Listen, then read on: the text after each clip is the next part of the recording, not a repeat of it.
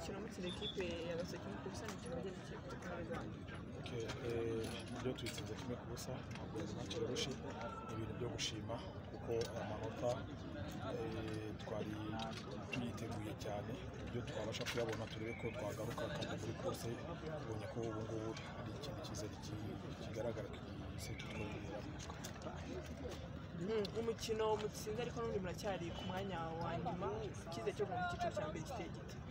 Urebye twese turacyahatana kuko amakipe naho arajya, kuko ubu ngubu urumva ko ubu tuze tugera 19, hari amakipe ari imbere yacu afite 22, afite 21, afite 23, urumva ko muri weekend azakina nakina ashobora gutakaza, amwe azatakaza, urumva ko ari bugume ko ari amanota kuko dufite indi match ikurikiyeho ya Musanze, urumva turamutse tuyitsinze, urumva ko twese tugwa mu 22, urumva ko urugendo twese turacyarurimo kugeza ubu ngubu nta kipe twavuga ko yamaze kumanuka, nuko twebwe bamaze kudukora sakuriya, ariko twebwe turacyari guhatana kuko ntabwo turarekura. Turamutse dutakaje indi match aho hagati aho ngaho no bashobora kuba mu kibazo, ariko kugeza ubu ngubu icyizere cyo kiracyahari kuko match tumaze gukina none niyo kandi isi twongera kandi ikindi cyizere cyo kongera mu izindi mbaraga zo guhatana. Igice cya mbere ikipe ya Vize yakinaga, ariko mu gice cya kabiri biza kwanga ukuyemo nimero za 8 hagati barabarusha, byagenze bite mu gice cya kabiri? Urebye uriya muhungu twa Pascal yambaraga nimero 8 yagize ikibazo cyo mu nda, mwabonaga ko nubwo twakinaga hasaga naho hariho icyuho, twongeyemo izindi mbaraga mo hagati kuko uriya niwe yaramaze gufatishamo hari hagati, ariko urebye twakinaga tugarira ibyo nituze kwankesa igitego cyacu twamaze gutsinda mu gice cya mbere. Icyo twifuzaga gusa ni ugutsinda ibyo bakinaga, natwe ko twakinaga icya mbere ko n'amanota 3 yo twifuzaga. Kocha twabonye Rurangwa Mose akina kuri nimero 2,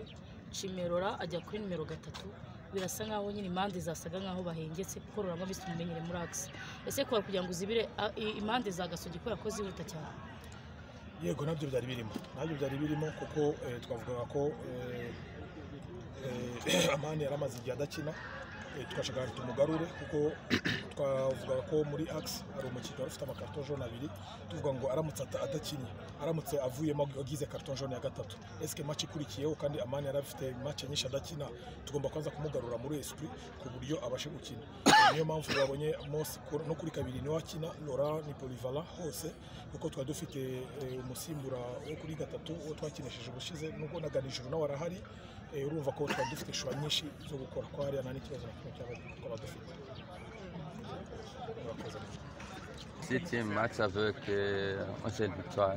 et je sais bien. Quel est le problème à Gasogi? Le problème, en fait, on avait un problème en défense durant la phase aller et l'attaque marquait tout le temps. Là, on a corrigé défensivement. Malheureusement, en attaque, on n'est plus costaud comme avant. Et tous les matchs que vous avez vus, que ce soit les matchs où on a fait match nul, on ne marque pas, pratiquement on fait 0-0. La défense tient bon, mais l'attaque ne marque pas. Aujourd'hui, on tombe sur un adversaire qui nous marque un but d'entrée à la 8e minute et on fait tout le match, on n'arrive pas à marquer. On a des situations, mais il y a des mauvais choix, le mauvais geste et voilà. Seulement, comment a été le match aujourd'hui? Un match difficile parce que on n'a pas pris le match du bon bout. On a sous-estimé l'adversaire, on a vu le classement de l'adversaire. Pourtant, on a tiré la sonnette d'alarme durant toute la semaine pour demander aux jeunes d'être très costauds parce que ça devait être un match très difficile, un adversaire qui cherche à se sauver, un concurrent direct au maintien.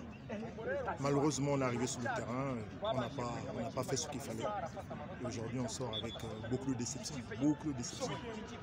Dans le dernier match, Emery a joué bien, mais toujours là au bench. C'est pourquoi c'est quelle technique? Vous avez des questions que vous posez souvent, mais Emery, il a joué à quel poste vous avez vu? Il a joué au milieu de terrain. Il a joué au milieu de terrain, il n'a pas joué en défense centrale. Oui. Aujourd'hui, on a fait des choix. Il y a d'autres joueurs qui ont joué à sa place. Peut-être que le prochain match, vous le verrez titulaire. Ce sont des choix. Par rapport à l'adversaire, par rapport à ce qu'on veut mettre en place. Merci, coach. Merci. Ambassador of the Ghetto, voice of the money. the best of East Africa, the front line commander, ATL Machine, the original copy, the brother from another mother, the King Kongo Supermanager, the King Kongo, yes, I'm the King Kongo, inspiration of the youth, from zero to hero, from nowhere to everywhere, from nothing to something, from scratch to the sky, from grass to grace, from pity to Paris, from victim to the champion, Toto Amungu, the Ponyene boy, talk of the city, most wanted, Supermanager is in the building, the king of social media, super. iyo umuntu yumvishe iyo intro yawe bigufata umwanya ungana iki kugira ngo ibyo bintu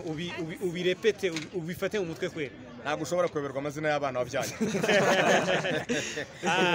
wabyumvishije super tugarutse gato ku mupira w'amaguru nibyo mumaze gutsinda ekipe ya Gasogi igitego kimwe ku busa benshi batari ko n'ubundi munacyafite amahirwe yo kumanuka mu cyiciro cya kabiri wowe ko tutanafite ni mu manuka super bizagenda gute narabivuze n'ubu ndabisubiramo nta muntu n'umwe ushobora kujya kurwana urugamba avuga ngo ngiye nzatsindwa urugamba ntiwakiriwe ujyayo kuko buri muntu wese ujya ku rugamba aravuga ngo urugamba ngomba kurutsinda ariko urambajije ngo nitumanuka bizagenda bite mu kumanuka muri jye ntago kuva nabaho nibwo bwa mbere naba nkoze ikintu ngatsindwa ibintu byose nakoze ndatsinda n'ibindi binzabitsinda ndabyizeye icyo nicyo gisubizo kuva nabaho mu myaka mfite nta kintu na kimwe nigeze nkora ngo ntsindwe nawe ngo ibidukoze Gasogi tuyitsinze igitego kimwe mu buryo bwo kuyibabarira Kenisi ni mukuru wanjye iyo uhana mukuru wawe ushyiramo impuhwe kubera yuko bari mukuru wawe ari umuvandimwe ndakubwiye ngo ibi tunyweye ni isupu ariko ubu tugiye kurya inyama Musanze ibintu tugiye kwikorera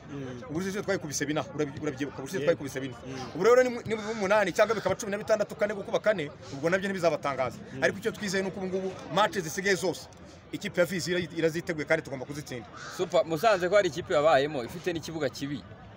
kandi ikiyorohera kubera ko ikimenyereye match itanu birya nkunze ko avugisha ukuri avuze ati Musanze ni ikipe wabayemo buriya rero umwana wareze nta kugora iteka niyo yazana indiscipline ubuze uko umukaruma bariya rero ndabafite mu ntoki bihorera uyu mwaka ikipe ya Penaleyo urazibona ku ruhe rwe urakoze cyane ubashye ikibazo cyiza cyane shampiyona yacu ni shampiyona navuga ko amakipe yacu twitanga rakomeye unarebye ntago nayo tuvugishije ukuri mukurikira shampiyona ntago ari amakipe wavuga ngo afite ikinyuranyo kigaragaza ko koko yarokrise cyangwa se afite abakinnyi mpuzamahanga bajya kuri shampiyona kuri ku rwego rw'imikino mpuzamahanga ngo ruhangane ejo muri ngira ngo wabonye Rayon Sport ikina na Mukura warabibonye wabonye APR ikina n'Amagaju warabibonye icyo nshaka kuvuga rero urambaje uti ni kursi kugeza ubu akanya imwe muri zo yatwara igikombe ariko ndasaba ngo izaramuka itwaye igikombe nijya guhagararira igihugu izongeremo abakinnyi bazwi bafite amazina ndaguha urugero nk'ubu ngubu APR yari yabigerageje yarokirisa abakinnyi nuko wenda navuga ngo yagize ikibazo cy'umwigisha ntitubajye tubeshya umwigisha wa APR urabona ko cyangwa se umutoza ntabwo ari umutoza wavuga ngo ni umutoza ufiriye gutoza abakinnyi bari ku rwego rwa APR yarokirisa niyo mpamvu ubona ko APR abakinnyi bakinisha izina ryayo na profile yayo